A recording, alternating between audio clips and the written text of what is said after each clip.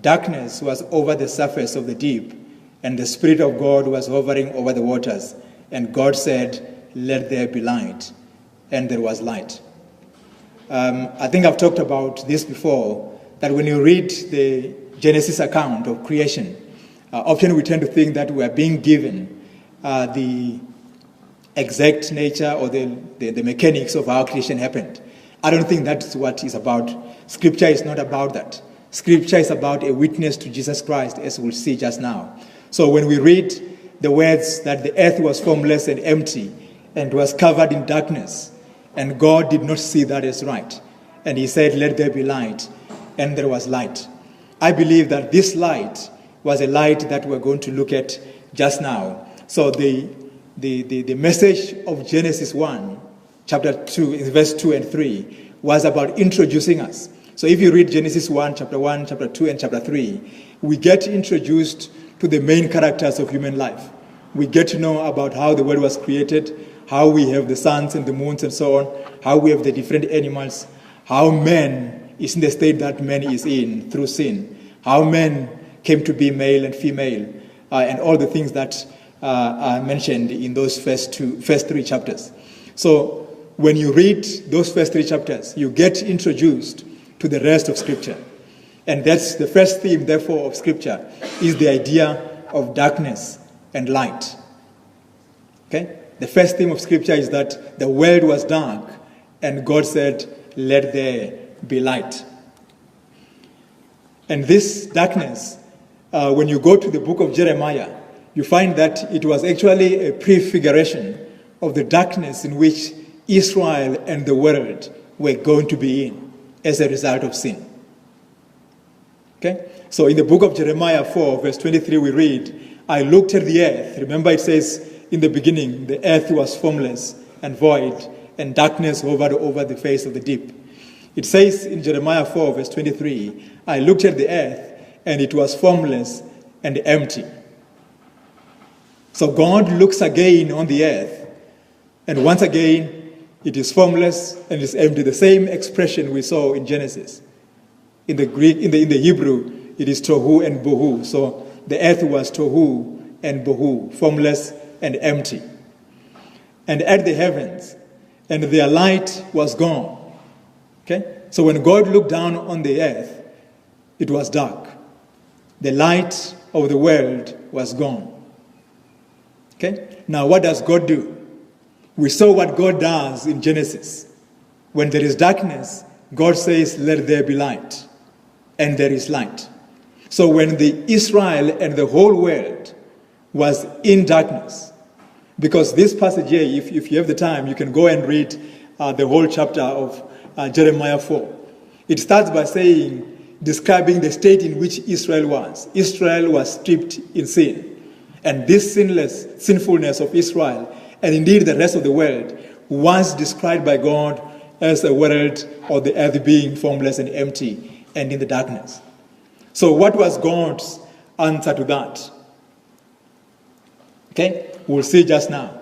I mentioned that the scriptural account from Genesis to Revelation is about witnessing to who Jesus is, what he has done. I think I've mentioned this before, that all scripture is a witness to the birth, the life, the death, the resurrection, the ascension, and the coming again of Jesus Christ. So when we read the scriptures, we should always be looking to find Jesus explained to us. And I find that in Genesis and in Jeremiah, as we saw, the light that is being mentioned is the true light that was to come. So the light that God creates in Genesis, okay, that's the point I want you to not miss.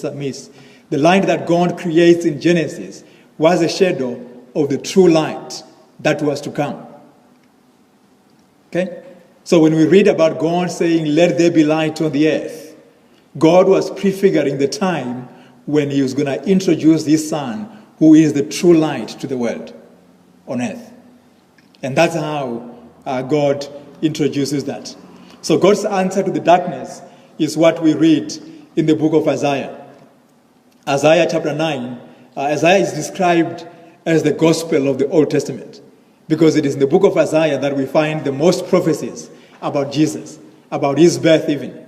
It is in Isaiah that we are told that a virgin shall conceive and will give birth, and the son will be called Emmanuel.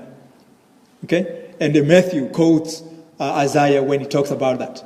So in Isaiah chapter 9, verse 1 and 2, we read, "Nevertheless, there will be no more gloom." Okay? There will be no more darkness for those who were in distress. In the past, he humbled the land of Zebulun and the land of Naphtali. But in the future, he will honor Galilee, okay, of the nations, by the way of the sea beyond the Jordan. The people walking in darkness have seen a great light. On those living in the land of deep darkness, a light has dawned. Now, this very passage is quoted in Matthew chapter 4. Matthew takes this passage and says this passage was written by Isaiah to talk about Jesus. That Jesus is the one who comes so that there will be no more gloom for those who are in distress. And you remember Jesus, it says when Jesus' parents came back from Egypt, they settled in Galilee so that he will be called the Galilean. It was a quote of this passage in Isaiah, that in future he will honor Galilee of the nations by the way of the sea. The people walking in the darkness have seen a great light. On those living in the land of deep darkness, a light has dawned. Okay? So when we go into the New Testament, we are told that indeed Jesus is the answer to the darkness of Israel, the darkness of the world. He becomes the true light that God sends. So God says in the darkness of the world, let there be light.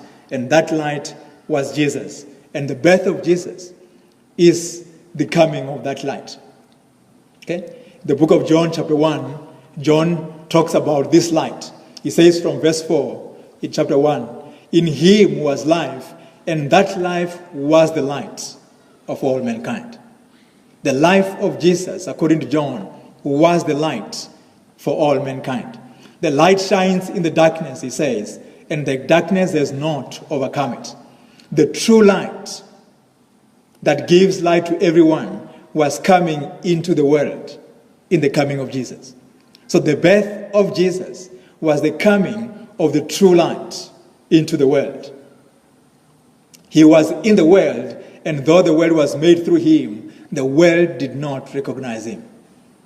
So the reason today many are still living in darkness, the reason today that the world is still in the state that it is in, is because the world did not recognize the light that came. And sadly, many Christians around the world have not realized that the light has come, that they walk in the light, as we'll see just now, and they still walk in the darkness. And Christmas is a reminder to us that the true light has come, and we should no longer walk in the darkness. Let us not be like those who don't know, who have not recognized that the world, the light of the world has come. Okay? So if Jesus was the Christmas light that came into the dark world, so what, some might say? What does it matter? Is it something that we should just read about theologically and understand?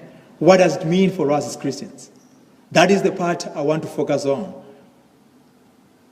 Because many Christians think when we read about the light that come into the world in the person of Jesus, this is something nice to hear about. It has nothing to do with me as a Christian. And that's a sad thing for Christians to say. Because Christmas, its message, is about the light that has come into the world to light the path for us. And as you'll see just now, it has serious implications in terms of how we are Christians in the world.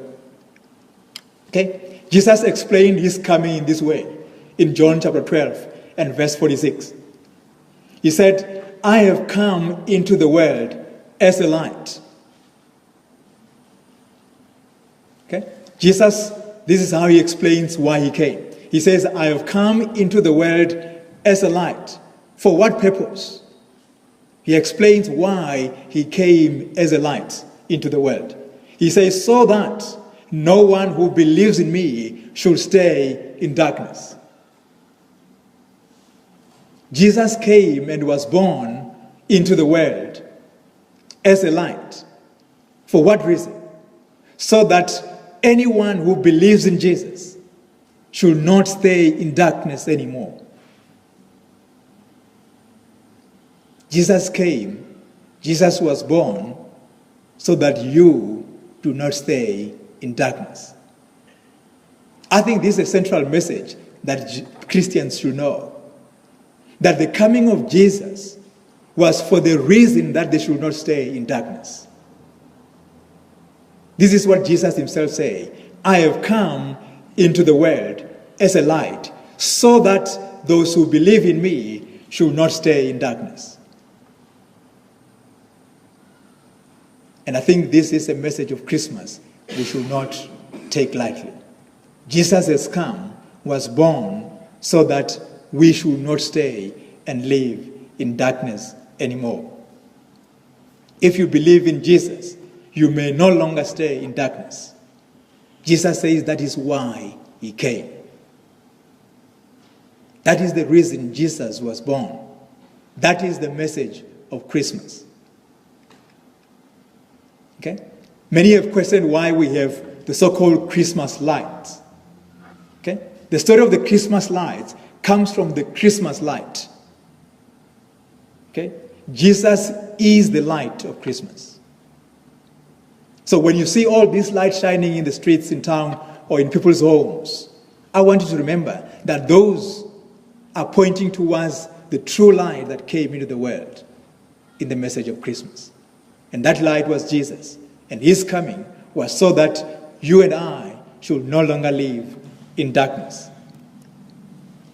But how do we stay out of darkness? As Christians, how do we make this a reality? That the coming of Jesus, which was meant to move us out of darkness into light, how does that take effect in our lives? Let's go to the book of 1 John, chapter 1, verse 5 to 7. He says, this is the message we have heard. Okay, I want you to notice this. John says, this is the message we have heard from Jesus. What was the message they heard from Jesus? That God is light,